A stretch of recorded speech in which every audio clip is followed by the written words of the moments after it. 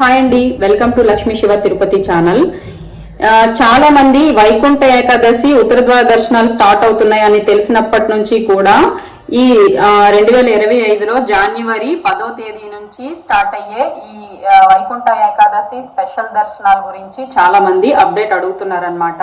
మీరు తిరుపతిలోనే ఉంటారు కదా, జెన్యూన్ ఇన్ఫర్మేషన్ ఏమైనా మాకు చెప్పగలరా అని చెప్పేసి, అందుకని చెప్పేసి దీనికి సంబంధించిన పూర్తి వీడియో అయితే నేను చాలా ఇన్ఫర్మేషన్ అయితే తెలుసుకొని జెన్యూన్ గా ఒక వీడియో అయితే చేద్దామని చెప్పేసి ఈ వీడియో చేస్తాను. ఖచ్చితంగా చివరి వరకు చూడండి, మీకు ఏ విధంగానైనా సరే ఉపయోగం. వైకుంఠ ఏకాదశి స్పెషల్ దర్శనం గురించి అయితే టిటిడి వాళ్ళు ఒక అఫీషియల్ ఇన్ఫర్మేషన్ అయితే ఇవ్వడం జరిగింది. అఫీషియల్ గా అనౌన్స్ కూడా చేసి, ఈ వైకుంఠ ఏకాదశి దర్శనానికి స్వామివారిని ఉత్తర ద్వార దర్శనం చేసుకోవడానికి ఎక్కడెక్కడి నుంచో భక్తులు వస్తూ ఉంటారనమాట. ఇదివరకు అయితే దర్శనానికి రాగానే లైన్ లోకి వెళ్ళిపోయి దర్శనం చేసుకొని హ్యాపీగా తిరిగి వెళ్తూ ఉండేవారు. కానీ ఇప్పుడు అలా కాదు, చాలా వరకు ఆ సిస్టమ్స్ అన్ని మారిపోయాయి అన్నమాట. ఇప్పుడు టోకెన్ లేదే అలౌ చేయలేని పరిస్థితులు అయితే వచ్చేసాయి. చాలా మంది తెలియకుండానే వచ్చేసి తిరిగి వెళ్లే పరిస్థితులు కూడా ఉన్నాయన్నమాట. ఎందుకంటే లాస్ట్ ఇయర్ ఇలా వైకుంఠ ఏకాదశి ఉత్తర ద్వార దర్శనానికి వచ్చిన వాళ్ళు కూడా చాలా మంది నాకు కాల్ చేసి, ఇలా మాకు టోకెన్స్ లేవండి, మాకు దర్శనం అవ్వలేదండి, ఏం చేయాలండి, ఇలా తిరిగి వెళ్ళిన రోజులు కూడా చాలా మంది ఉన్నారనమాట.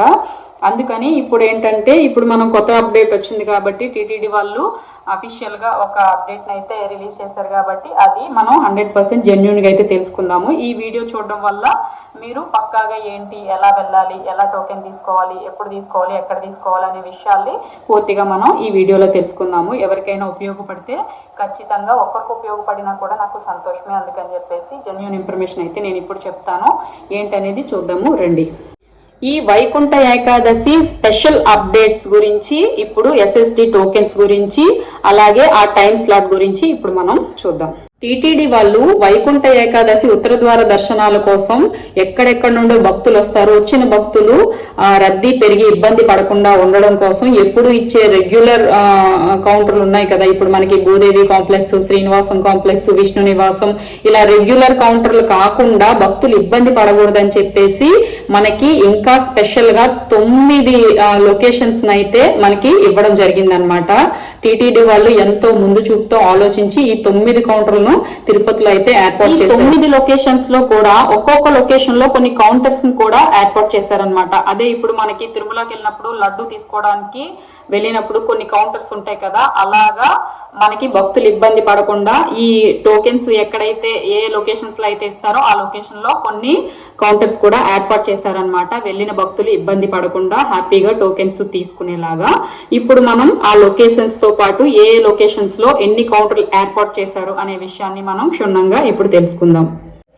ఈ 9 లొకేషన్స్ లో మొదటి లొకేషన్ వచ్చేసి Jeevakona ZP high school in Tirupati అన్నమాట. ఇక్కడ వచ్చేసి 7 కౌంటర్లను అయితే ఏర్పాటు చేశారు.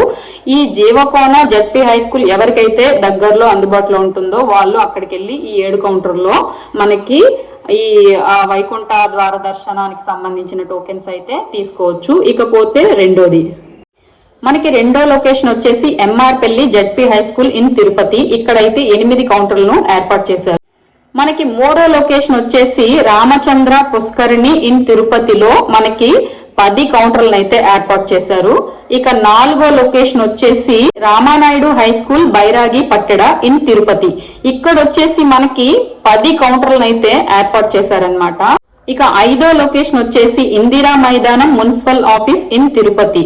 ఇక్కడ మనకు వచ్చేసి 15 కౌంటర్లను అయితే ఏర్పాటు చేశారు. ఇక తర్వాత ఆరో లొకేషన్ వచ్చేసి మనకి శ్రీనివాసం కాంప్లెక్స్ ఇన్ తిరుపతి. ఇక్కడ మనకు వచ్చేసి 12 కౌంటర్లు అయితే ఏర్పాటు చేశారు. తర్వాత 7వ కౌంటర్ వచ్చేసి మనకి విష్ణు నివాసం కాంప్లెక్స్ తిరుపతి. ఇక్కడ మనకి 14 కౌంటర్లను అయితే ఏర్పాటు చేయడం జరిగింది. 8వ లొకేషన్ వచ్చేసి భూదేవి కాంప్లెక్స్ ఇన్ తిరుపతి. 11 కౌంటర్లు అయితే ఏర్పాటు చేయడం జరిగింది. అలాగే లాస్ట్ 9వ లొకేషన్ వచ్చేసి Balaji Nagar community hall in Tirupati. ఇక్కడైతే మనకి 4 కౌంటర్లు అయితే ఏర్పాటు చేయడం జరిగింది.